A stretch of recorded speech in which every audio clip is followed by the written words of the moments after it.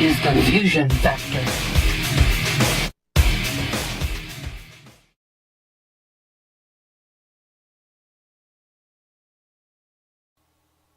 Hello, my name is Justin Oldham, and I am the author of Haven's Legacy.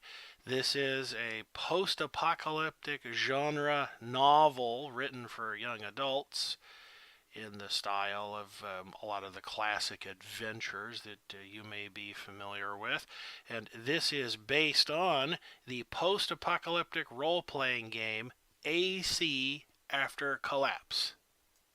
In a nutshell, you can think of this as an origin story set in a post-apocalyptic world. The hero of the piece is 16-year-old Lex, and he is doing what a lot of young men his age do. He's trying to figure out who he is and what his purpose in the world is. But as the story begins, he's an orphan, or at least that's how he thinks of himself. And by the time he completes his journey through the wasteland to find the truth of his own origins, he matures a little bit. You can think of it as a rite of passage.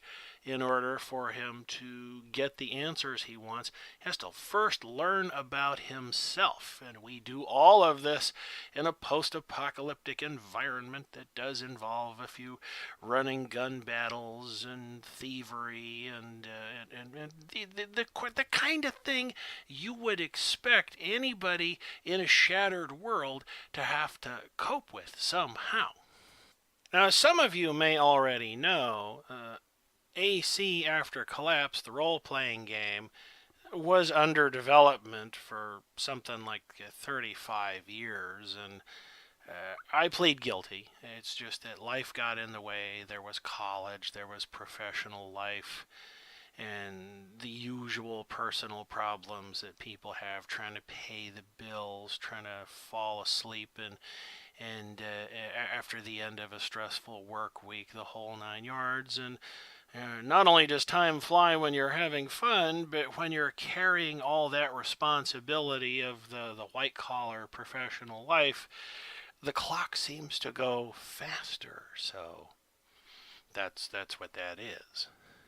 Now, having said that, waxing a little philosophical for a moment there, I developed this novel about 10 years ago as I'm speaking to you now. It's first quarter 2019. And originally, the first draft of the manuscript was written back in 2009. And in addition to deliberately being the first novel based on this game, I was trying to give my fellow game designers a sense of what I saw the game universe as being. So it made sense to me to write from the perspective of somebody who was not fully in control of the world around him, did not know everything there was to know about the world around him, so that he could ask the questions you, as the reader, would want the answers to. And as you turn the pages, because you and the hero, you can find out the answers to all these questions at the same time, it has the bonus effect of making you feel more involved as the story progresses. Now, since the game launched, a number of people have asked me, why the post-apocalyptic genre? Why did it have to be that? Why couldn't it be a cowboy western? Why couldn't it be a swords and sorcery fantasy kind of thing? And, well, to tell you the truth, post-apocalyptic themes have always fascinated me, and not just because of the lurid how does the world end question. It's always been, for me, about, okay, fine, the world ended, the aliens invaded, the ICBMs were launched, whatever it was, but then what?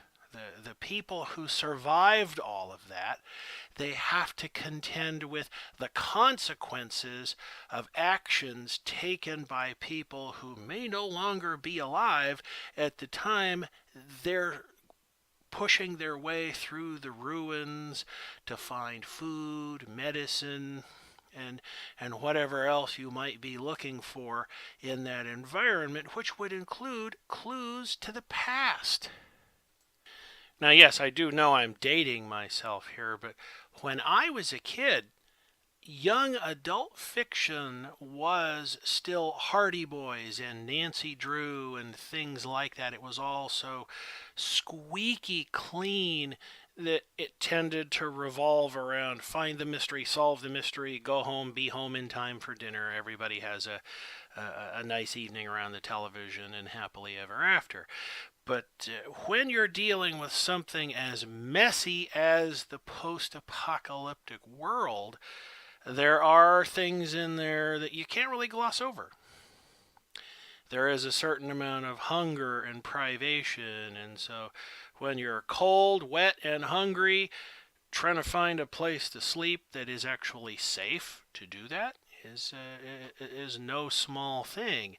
When you are trying to do all of this in an environment where the bad guys are chasing you from one end of the world to the other, that complicates matters even more. And while there's a lot about this that some people may find to be a little bit too true to life and gritty, all I can say to that is that young people these days have a lot more to think about and a lot more to master than I ever did.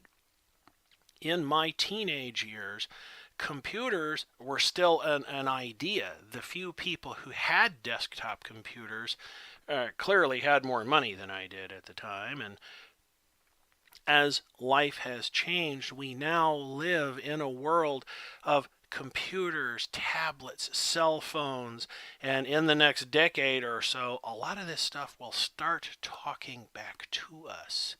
And it will be so interactive that as long as you know how to ask the question, you don't actually have to know anything else. Because if the machine can understand you, it'll do the thing for you. So, part of the challenge in writing this book has been to depict a character who lives in the shadow aftermath of this. What are they thinking about? What are their priorities? And that, of course, allows me to finish off with the question of rogue AI. Rogue AI does not factor into this story very much because for Lex, it is more about survival. It is more about the journey, more about finding out who he is. He can, later on in life, when he's a little more well-traveled and more educated, he can take time out of his busy schedule to be afraid of the lurking killbots. So, with all that in mind, I have gone. You've been listening to The Fusion Factor, brought to you by Shadow Fusion Books. Find us online at shadowfusionbooks.com.